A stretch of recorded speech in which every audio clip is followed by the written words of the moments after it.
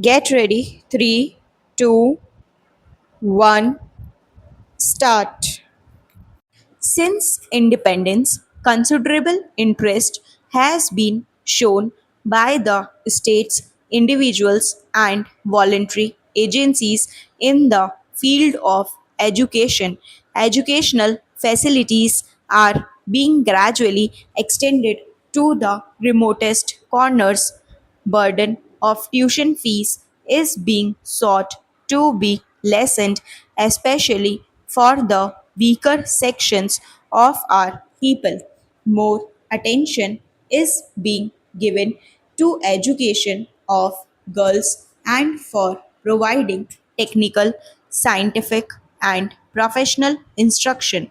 Nevertheless, I must confess I am far from happy with the progress we have made or the direction our educational programs have taken. Equal opportunity in the full and true sense does not exist, even though the government gives merit scholarships to the deserving children of low income group to enable them to take advantage of public school education.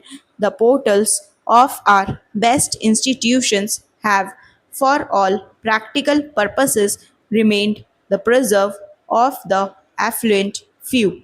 We have witnessed a proliferation of educational institutions, but the curriculum is more or less a legacy of the times of Lord Macaulay.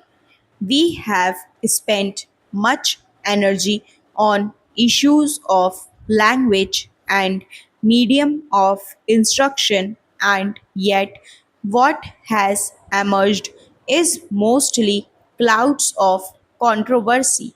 We have not been able to evolve any system whereby our young boys and girls, after finishing their studies, can come out of their schools and colleges with any measure of self confidence to face the realities of life and to undertake their responsibilities as responsible citizens and custodians of the future.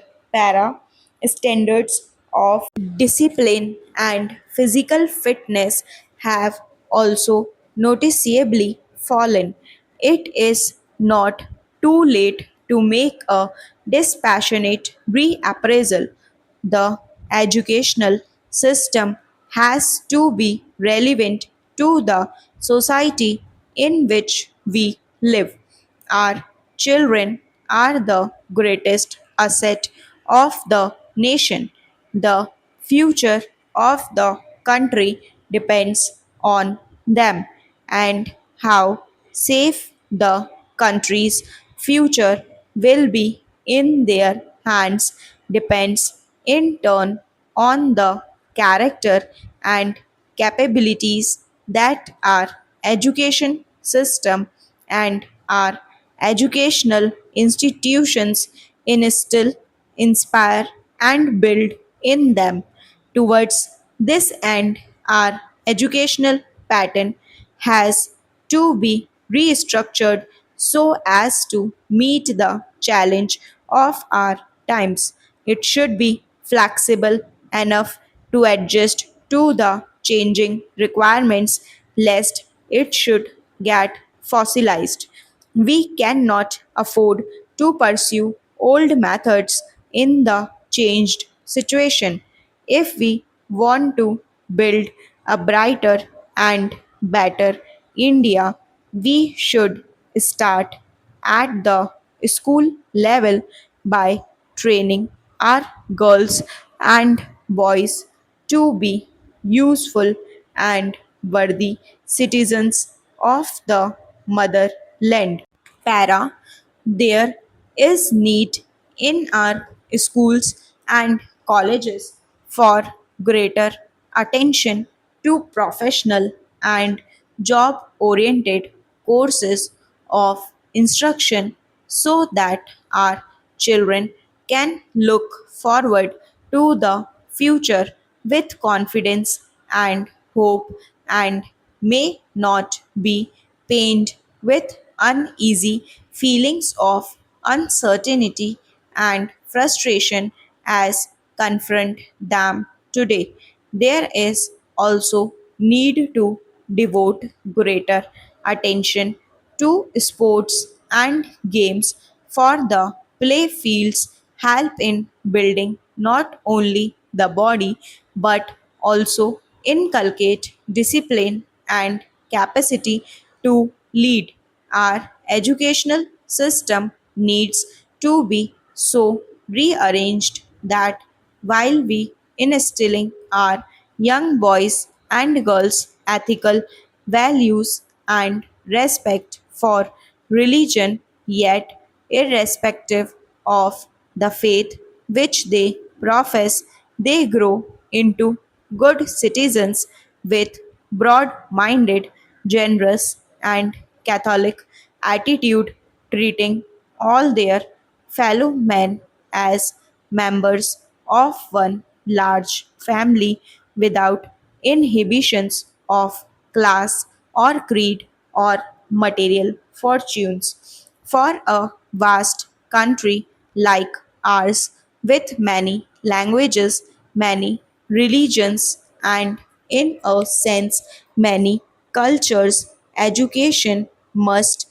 help to bring about a synthesis of them all and foster a sense of togetherness and thereby contribute to national integration and harmony.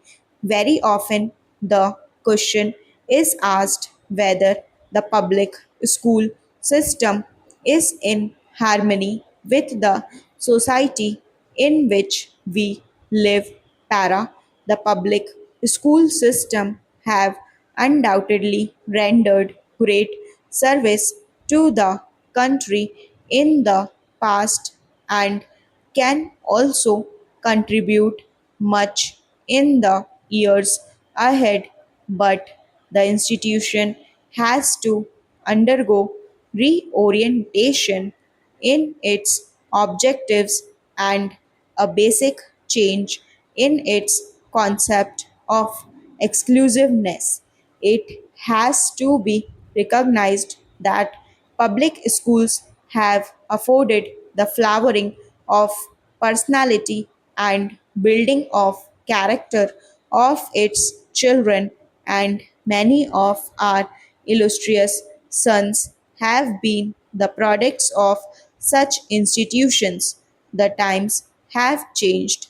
If the public school system is to continue and prosper and be meaningful, and I would go further, if it has to have any place in our society, it must ensure that admission of students is not restricted only to those who come from the affluent strata of society and who can afford to spend lavishly.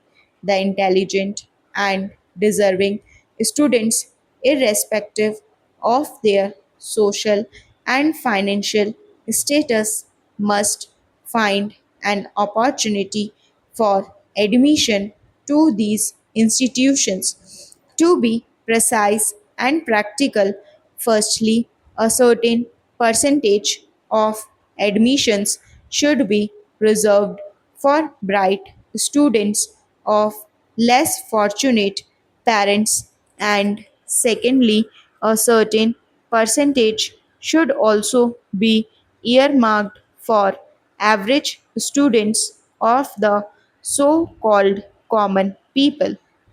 We have vast talent lying untapped in our sprawling rural backwaters, and this talent must be harnessed for the overall good of the country. The country is facing many problems, but there are many opportunities as well. Stop.